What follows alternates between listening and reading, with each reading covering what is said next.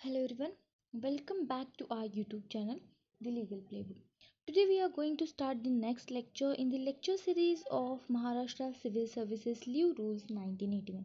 तर महाराष्ट्र नागरी सेवा रजा नियम 1981 मध्ये आपण सेक्शन 51 पर्यंत इथं कंप्लीट केला होता. आज आपण इथं सेक्शन 52 टू सेक्शन 55 पर्यंत कव्हर करणार आहोत. तर चला स्टार्ट करूया सेक्शन 52. 52 जे आहे ह्यामध्ये 52 वॅकेशन डिपार्टमेंटशी रिलेटेड दिलेलं आहे की वॅकेशन डिपार्टमेंट काय असते. यामध्ये vacation department is subject to the exception and to extent stated in appendix 2 a department or part of the department to which the regular vacations are allowed during which the government servant serving in the department is permitted to absent from the duty. म्हणजे याचं meaning काय आहे की जर आपण मराठीमध्ये बघायला गेलं तर वेकेशन डिपार्टमेंट म्हणजे एक अशी गव्हर्मेंट डिपार्टमेंट आहे ज्यांना दरवर्षी रेग्युलर वेकेशन दिली जाते. म्हणजे फॉर एक्झाम्पल उन्हाळी सुट्टी असू दे, दिवाळी सुट्टी असू दे, त्याला आपण वेकेशन डिपार्टमेंट म्हणतो. म्हणजे हॉलिडेज जे असतात ते कसे असतात की हॉलिडेज जे असतात ते गव्हर्मेंट डिपार्टमेंटने सुट्टी दिलेली असते त्यांना. उदाहरणार्थ त्यामध्ये आपण घेतले की जशी दिवाळी हॉलिडे असते, परत उन्हाळ्याची सुट्टी असते. या काळात गव्हर्मेंट सर्वंट ड्युटीवर नसतो. या काळात जो काळ असतो ह्या टाईम पिरियडमध्ये जो गव्हर्मेंट सर्वंट असतो तो काळ ड्युटीवर नसतो इथं. ओके, मग त्यामध्ये आता काय असणार आहे की त्याला आपण काय म्हणणार आहे यामध्ये वेकेशन डिपार्टमेंट म्हणणार आहे. ओके, त्याच्यानंतर त्यामध्ये म्हणजेच ज्या विभागाला अधिकृतपणे सुट्टी जाहीर केलेली असते, म्हणजे ज्या विभागाला अधिकृतपणे म्हणजे ह्या ऑथॉरिटी जे आहे ऑथेंटिकेटेड सुट्टी जाहीर केलेली असते त्याला आपण वेकेशन डिपार्टमेंट असं म्हणतो.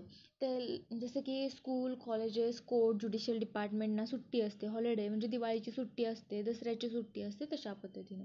फॉर एक्झाम्पल बघा, आता ह्या ह्याच्यामध्ये एक्झाम्पल बघूया आपण. जर एक शिक्षक शिक्षण विभागात काम करत असेल तर उन्हाळी सुट्टी ऑफिशियली डिपार्टमेंटने दिलेली असते. त्या काळात तो ड्युटीवर नसणार आहे. हा वेकेशन डिपार्टमेंटमध्ये येणार आहे. तुमचं ते वेकेशन चालू आहे तर तो वेकेशन डिपार्टमेंटमध्ये येणार आहे. ह्यालाच आपण वेकेशन डिपार्टमेंट म्हणणार. आणि ते जे मेन इम्पॉर्टंट पॉईंट इथं नोट करायचे तुम्हाला आणि लक्षात ठेवायचा तो पॉईंट कोणता आहे इथं, एक्सटेंट स्टेटेड इन अपेंडिक्स 2. जो अपेंडिक्स 2 मध्ये मेन्शन केलेला आहे तो खूप महत्त्वाचा मोस्ट इम्पॉर्टंट पॉईंट आहे, ते लक्षात ठेवायचं. ओके, आय होप 52 समजला आहे. इझी आहे, खूप इझी आहे. तर आपण मूव करूया 53कडे. ह्यामध्ये आता 53मध्ये काय आहे, government servant holding two appointment. आता यामध्ये गव्हर्मेंट सर्वंट्स जे आहेत ते होल्ड काय करतात, टू अपॉइंटमेंट इथं काय करतात, होल्ड करतात. बघा की काय म्हणलं आहे, a government servant holding two appointments of which one is in vacation department and one is not will not be deemed to be served in the vacation department. आता काय म्हणलं आहे, जर एखादी गव्हर्मेंट सर्वंट आहे एखादा, त्याच्याकडे दोन पोस्ट आहेत. एक पोस्टमध्ये त्याला वेकेशन डिपार्टमेंट म्हणजेच उदाहरणार्थ आता स्कूल टीचर आहे आणि दुसरी नॉन वेकेशन डिपार्टमेंटमध्ये जर बघायला गेलं तर ॲडमिनिस्ट्रेटिव्ह ऑफिस आहे. अशा वेळी वेकेशन डिपार्टमेंटमध्ये समजला जाणार नाही, त्यामध्ये वेकेशन डिपार्टमेंट म्हणून तुम्ही कन्सिडर करणार नाही. एक तुम्ही स्कूल डिपार्टमेंटमध्ये तुम्ही काम करताय आणि दुसरं म्हणजे ॲडमिनिस्ट्रेटिव्हला जर असेल तिथं वेकेशन डिपार्टमेंट कन्सिडर केलं जाणार, त्याला जर सुट्टी नसेल तर त्यावेळेस. ओके, तर वेकेशनमध्ये कन्सिडर केला जाणार नाही. फॉर एक्झाम्पल म्हणजे डबल पोस्ट असेल तर थोडक्यात तिथे तुम्हाला त्याचा वेकेशन डिपार्टमेंटचा फायदा मिळणार नाही आहे. फॉर एक्झाम्पल एक जण पार्ट टाईम लेक्चरर आहेत, म्हणजे असतात पार्ट टाईम लेक्चरर करतात प्लस कॉलेजमध्ये आणि वेकेशन डिपार्टमेंट त्यांना मिळालं. आणि एक गव्हर्मेंट क्लर्क आहे, कलेक्टर आहे, नॉन वेकेशन, त्याला वेकेशन डिपार्टमेंट मिळालं नाही, तर ह्याला आपण कन्सिडर करणार नाही, वेकेशन डिपार्टमेंटमध्ये कन्सिडर करणार नाही.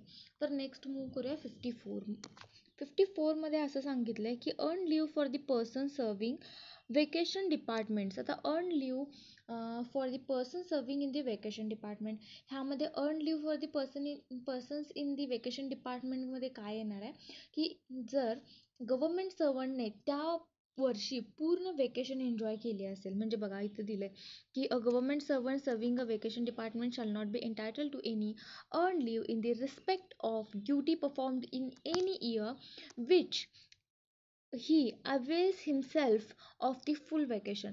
म्हणजेच ह्याचा अर्थ काय आहे की जर गव्हर्मेंट सर्वंटने त्याला त्या वर्षी पूर्ण वेकेशन एन्जॉय केली असेल, त्या वर्षी जेवढी अवेलेबल आहे तेवढी, तर त्याला एक्स्ट्रा अर्न लीव मिळणार नाही त्या इयरला. ओके. त्याच्यानंतर म्हणजेच फुल सुट्टी घेतली असेल, वेगळी अर्न लीव त्याला मिळणार नाही आहे ह्यामध्ये. ओके.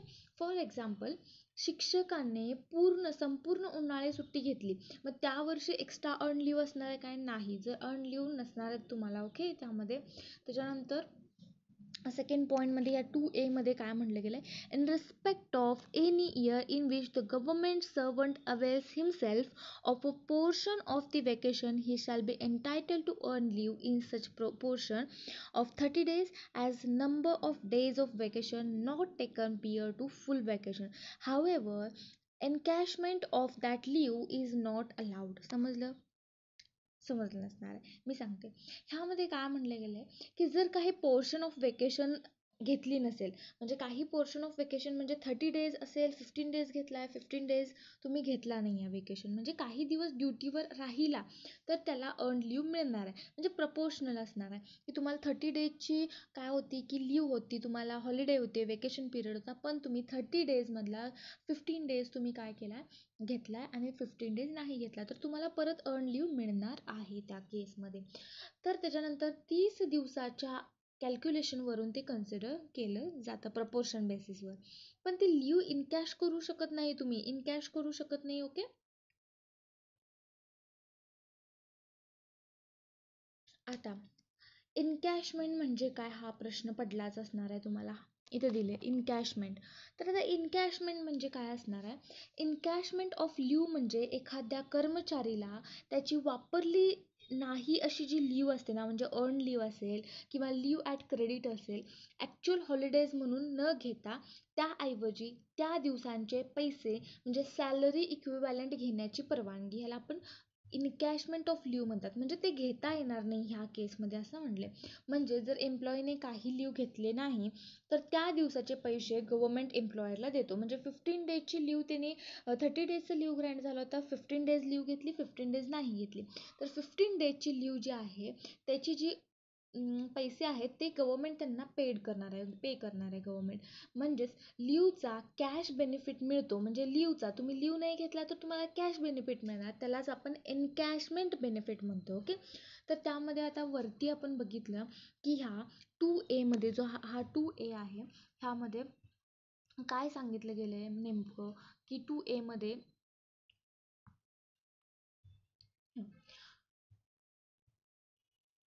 60 डेजची वेकेशन म्हणजे इनकॅशमेंट करू शकत नाही तो. त्यामध्ये काही सुट्टी न घेतल्यास उरलेल्या दिवसांची प्रपोर्शन EL मिळेल, तुम्हाला अर्न लीव मिळणार आहे. पण ते जे पैसे म्हणजे प्रपोर्शनल अर्न लीव मिळणार आहे, खरं पैसे मिळणार नाही, एनकॅशमेंट मिळणार नाही, नॉट अलाउड असं दिलं आहे ह्यामध्ये. फॉर एक्झाम्पल, 60 डेजची वेकेशन आहे, टीचरने 10 डेज ड्युटी केली, मग 10 divided by 60 into 30 is equals to 5 days earn leave मिळेल तुम्हाला. किती मिळणार आहे? 5 डेज अर्न लीव मिळणार आहे, EL मिळणार आहे. ओके. हे कन्सिडर करा, एक्झाम्पल आहे. ओके. त्याच्यानंतर आपण नेक्स्ट प्रोव्हिजोवर जाऊया. प्रोव्हायडेड दॅट काय दिले आहे? Provided that no such leave shall be admissible to the government servant not in the permanent employ in respect of first year of the service. तर ह्यामध्ये काय म्हटलं आहे, जर परमनंट सर्व्हिस नाही, म्हणजे तुम्ही टेम्पररी बेसिसवर आहे, उदाहरणार्थ प्रोबेशनरी आहे किंवा टेम्पररी बेसिसवर आहे, तर पहिल्या वर्षी EL मिळणार नाही तुम्हाला, कोणत्याही प्रकारचा अर्न लीव इथं मिळणार नाही आहे पहिल्या वर्षी, प्रोबेशन पिरियडवर असाल तर. त्याच्यानंतर नेक्स्ट आहे बी मध्ये.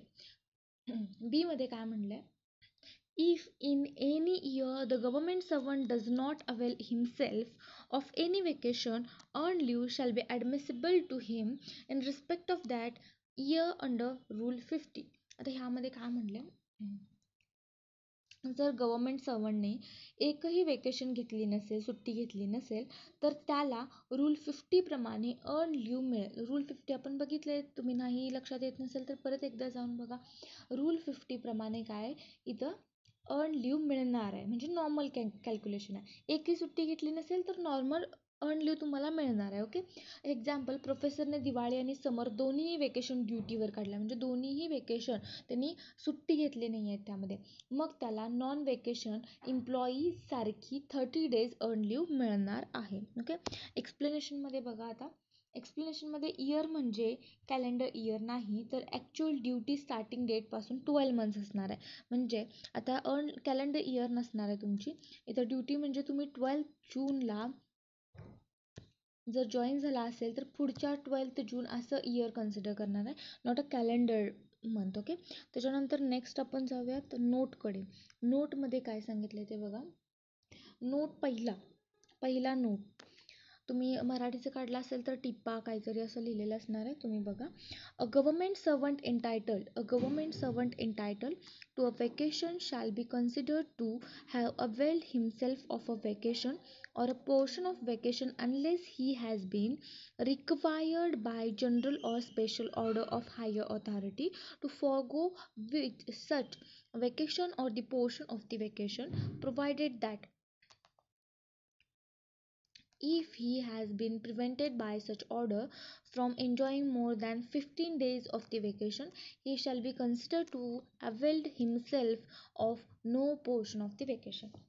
आता बघा इथं काय म्हणलं आहे, जर हायर ऑथॉरिटीने ऑर्डर करून वेकेशन घ्यायला दिली नाही, म्हणजे हायर ऑथॉरिटीने ऑर्डर दिली की तुम्ही वेकेशन घेऊ शकत नाही. For example, paper checking duty आहे तुम्हाला ड्युरिंग द समर सेशनमध्ये किंवा समर हॉलिडेमध्ये, तर तुम्हाला तिथं काय केलं गेलं आहे की तुमची जी हॉलिडे आहे ती तिथं दिली गेली नाही आहे, ऑर्डर दिले तुम्हाला, तर ती वेकेशन घेतली असे समजले जाणार नाही. तुम्ही वेकेशन घेतली असं समजलं जाणार नाही, हॉलिडे घेतला असं समजलं जाणार नाही. पण जर फक्त 15 दिवसापेक्षा कमी वेकेशन कॅन्सल झाले असेल तर समजले जाईल की वेकेशन तुम्ही घेतलाय, कॅन्सल झाली नाही, घेतलाय तुम्ही, वेकेशनमध्ये आहे असं कन्सिडर केलं जातं. म्हणजे थोडक्यात काय म्हणलंय की एक ऑर्डर काढून तुमची जी वेकेशन आहे ती कॅन्सल केली असेल आणि तुम्हाला कोणतीही ड्युटी म्हणजे पेपर चेकिंग असेल, काहीही ड्युटी असेल त्या समर वेकेशन किंवा दिवाळी वेकेशनमध्ये तुम्हाला ड्युटी दिली असेल तर तिथं काय असणार आहे, तुम्हाला वेकेशन म्हणून कन्सिडर होणार नाही. खरं कंडिशन काय आहे इथं की कंडिशन जी आहे ते 15 दिवसापेक्षा जास्त असायला पाहिजे, 15 दिवसापेक्षा कमी असेल तर तिथं आपण काय कन्सिडर करणार आहे, वेकेशन आहे असं कन्सिडर करणार आहे. ओके, त्याच्यानंतर नोट 2 बघायचं. नोट 2 मध्ये काय मेन्शन आहे. Okay, when a government servant serving in the vacation department proceeds on the leave before completing a full year of the duty, the earned leave admissible to him shall be calculated not with reference to the vacation which shall fall during the period of actual duty rendered before the proceeding on the leave, but with the reference to the vacation that fall during the year commencing from the date on which he completed the previous year of the duty. तर यामध्ये काय म्हटलं गेलं आहे, जर government servant फुल year पूर्ण करण्याआधीच लीववर गेला असेल, म्हणजे गव्हर्मेंट सर्वंट जो आहे तो फुल इयर म्हणजे कंप्लीट करण्याआधीच तो लीववर गेला असेल तर लीव कॅल्क्युलेशन त्या वर्षातील वेकेशनवर डिपेंड नसणार आहे, तर मागील पूर्ण ड्युटी इयरपासून ते कन्सिडर केले जाणार. फॉर एक्झाम्पल समजलं नसणार आहे, लेक्चररने फक्त 6 मंथच ड्युटी केली, 6 मंथने ड्युटी केली, 6 मंथची ड्युटी केली आणि हाफ इयर तो वेकेशनवरून न करता मागील कंप्लीट इयर त्याची वेकेशन होणार आहे. ओके, तर आता नेक्स्ट बघू आपण, नेक्स्ट पॉईंट काय आहे यामध्ये.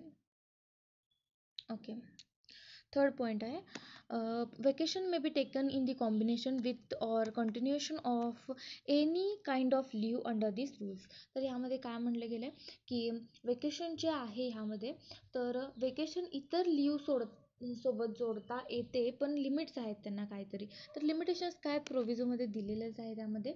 तर लिमिटेशन्स जे आहेत यामध्ये 2 प्रोव्हिजन आहेत, आपण 2 प्रोव्हिजन शॉर्टमध्ये बघणार आहे. सगळ्यात पहिला EL earn leave plus vacation एकत्र, अर्न लीव प्लस वेकेशन एकत्र असेल is equals to maximum limit काय आहे, 50 लिमिट आहे त्यामध्ये, रूल 50 मध्ये दिलेला लिमिट आहे. ओके, एवढंच लक्षात ठेवा तुम्ही या प्रोव्हिजोमध्ये. नेक्स्ट जे आहे ते इथं ह्याच्यामध्ये यामध्ये EL earn leave plus vacation plus commuted leave medical leave, committed लीव्हमध्ये काय येणार आहे, मेडिकल लीव्ह वगैरे असतात ते. मॅक्झिमम तुम्हाला जे आहे ते 300 डेज असणार आहे तिथं, असं कन्सिडर केलं आहे. ह्यामध्ये काय सांगितलं, earn leave plus vacation is equals to rule 50 प्रमाणे असणार आहे. आणि ह्यामध्ये काय सांगितलं आहे, earn leave plus vacation plus commutation म्हणजेच तुमचे जे मेडिकल लीव्ज वगैरे इन्क्लुडेड आहेत ते धरून तुम्हाला मॅक्झिमम 300 डेज इथं दिलं जाणार आहे. ओके. आपला जो लास्ट पार्ट आहे यामध्ये रूल 55 जो आहे आपण ते बघणार आहे. इथं recall at the own expense. आता तुम्हाला इथं काय दिलं आहे, government servant in the vacation department liable to recalled at his own expense. म्हणजे काय म्हणले, a government servant serving in the vacation department who leaves his place of duty during the vacation is liable to recall thereto at his own expenses except when such government servant had been granted a leave with permission to prefix or affix a vacation of his leave. तर इथे काय म्हटलं गेलं की vacation डिपार्टमेंटमध्ये असलेला servant जर सुट्टीत बाहेर गेला असेल तर गव्हर्नमेंटने त्याला ड्युटीसाठी रिकॉल केलं तर तो स्वतःच्या खर्चाने म्हणजे स्वतःचा खर्च, तो जो खर्च येणार आहे येण्या जाण्याचा तो गव्हर्नमेंट देणार नाही आहे, त्यालाच ट्रॅव्हल करण्याचा खर्च त्यामध्ये घालावा लागणार आहे. म्हणजेच वेकेशनमध्ये होम टाऊनला गेला असेल आणि अचानक गव्हर्नमेंटने बोलवलं तर त्याला परत येण्याचा जो खर्च आहे तो स्वतःच घालावा लागणार आहे, गव्हर्नमेंट देणार नाही आहे, एवढंच म्हणलं इथं. फॉर एक्झाम्पल टीचर समरमध्ये नेटिव्ह विलेजमध्ये गेले असतील तर गव्हर्नमेंटने एक्झाम ड्युटीसाठी रिकॉल केलं, मग परत येण्यासाठी रेल्वे खर्चाचा जो खर्च आहे तो स्वतः करावा लागणार आहे. आपण 56 नेक्स्ट लेक्चरमध्ये बघूया. थँक्यू.